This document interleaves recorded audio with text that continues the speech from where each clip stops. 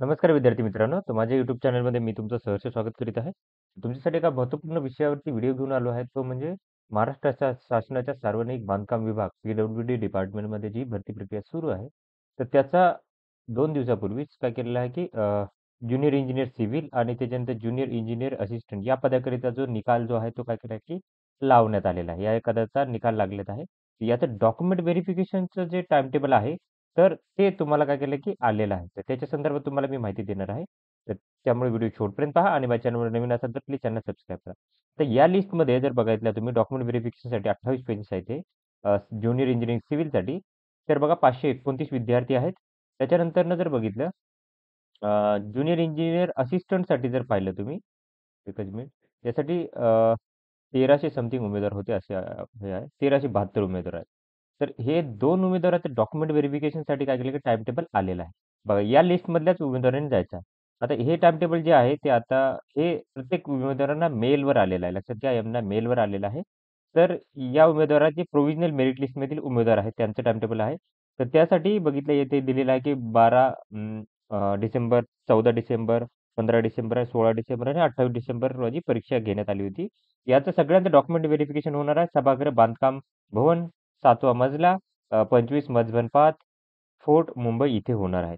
आता पहिलं तर बघितलं तर 12 तारखेला होणार आहे ज्युनियर इंजिनिअर सिव्हिल सगळ्या विद्यार्थ्यांचं 1 ते 529 विद्यार्थी 12 तारखेला होणार आहे. सकाळी 7:30 वाजतापासून सुरुवात होणार आहे आणि त्याच्यानंतर सोबतच सिव्हिल इंजिनिअर असिस्टंट म्हणजे स्थापत्य अभियांत्रिकी सहाय्यक 1 ते 425. तर या लिस्टमध्ये 1 ते 425 सीरियल नंबर चेक करायचा आहे. त्या विद्यार्थ्यांनी आता मी तुम्हाला दाखवेल शेवटचा विद्यार्थी 425 आहे.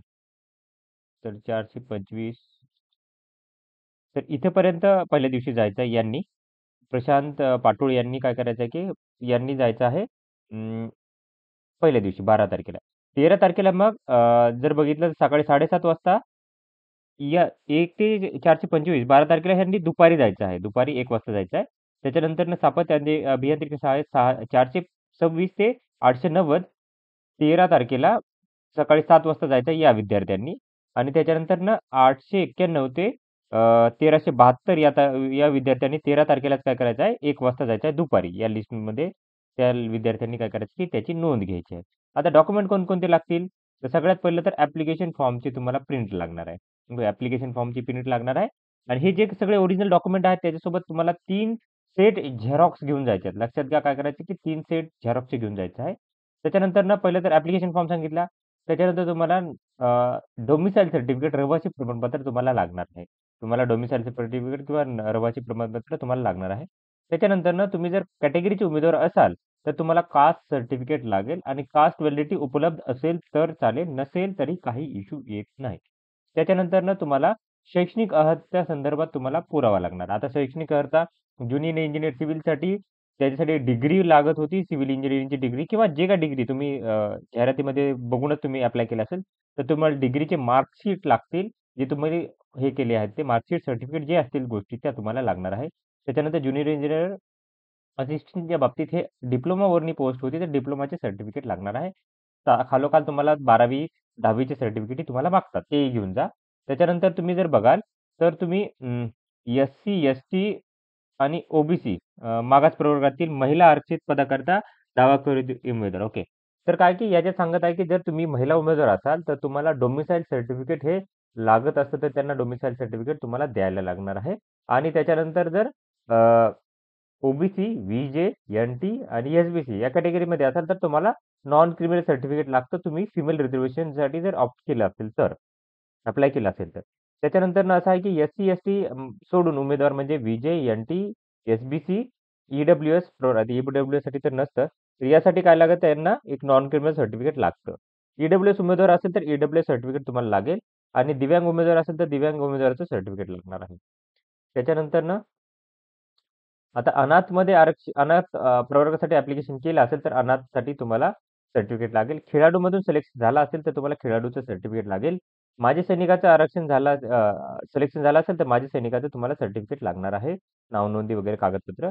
प्रकल्पग्रस्तामधून तुमचं सिलेक्शन झालं असेल, तुम्ही इथं लिस्टमध्ये बघू शकता, की इथं जर तुम्ही पाहाल शेवटी विद्यार्थी आहेत. इथं तुम्ही शेवटी जर पाहाल तुम्ही तर इथं विद्यार्थी आहेत. त्याच्यावरून तुम्हाला समजून जाईल, की बघा schedule tribe, ST, ex serviceman. इथे एक्स सर्व्हिसमॅन बाबत लिहिलेलं आहे. त्याच्यानंतर पी-टी, पार्ट टाईम ग्रॅज्युएट म्हणजे अंशकालीन पदवीधरच्या बाबतीत आहे. त्याच्यानंतर बघा भूकंपग्रस्ताचे सर्टिफिकेट लागेल. प्रकल्पग्रस्त असाल तर म्हणजे ज्या कॅटेगरीमधून सिलेक्ट झाला त्या सर्टिफिकेट लागेल. अंशकालीन पदवीधरसाठी असाल म्हणजे इथून जर पी मधून सिलेक्शन झालं असेल इथं काय तुम्हाला पी दिसेल, पार्ट टाईम ग्रॅज्युएट. तर हे विद्यार्थी आहेत. तर यांना काय करायला लागतं, की त्याचं सर्टिफिकेट तुम्हाला लागणार आहे. ओके. त्याच्यानंतर बघा लहान कुटुंबाचं प्रमाणपत्र तुम्हाला लागणार आहे. लहान कुटुंबाचं प्रमाणपत्र लागेल. त्याच्यानंतर जर शासकीय किंवा निमशासकीय याच्यात जर तुम्ही कर्मचारी असाल त्याच्यात एन-ओ-सीचं प्रमाणपत्र लागणार आहे. त्याच्यानंतर जर स्वतःवर म्हणजे सेम मार्क असेल आणि तुम्हाला सिलेक्शन झालं असेल, तर तुम्हाला काय करेल, की कुटुंबातील मृत शेतकऱ्याचे पाल्य म्हणून तुम्हाला एक सर्टिफिकेट भेटतं ते तुम्हाला लागणार आहे. त्याच्यानंतर ओळखपत्रासाठी तुम्हाला आधार कार्ड, मतदान ओळखपत्र किंवा driving licence, okay, PAN card याच्यापैकी कोणतंही तुम्हाला चालणार आहे. वयाच्या पुराव्याबाबत तुम्हाला शाळा सोडल्याचा दाखला किंवा 10वीचं सर्टिफिकेट तुम्हाला लागणार आहे. ओके. हे सर्टिफिकेट तुम्हाला घेऊन काय करायचं, की तुम्ही जायचं आहे 12 तारीख आणि 13 तारखेला. ओके. तर ही माहिती होती. आशा करतो तुम्हाला माझी माहिती आवडली असेल. तर अशाच इम्पोर्टंट अपडेटसाठी माझ्या चॅनलला सबस्क्राईब करा, व्हिडिओ लाईक करा आणि इन्फॉर्मेशन मित्रांसोबत शेअर करा. धन्यवाद.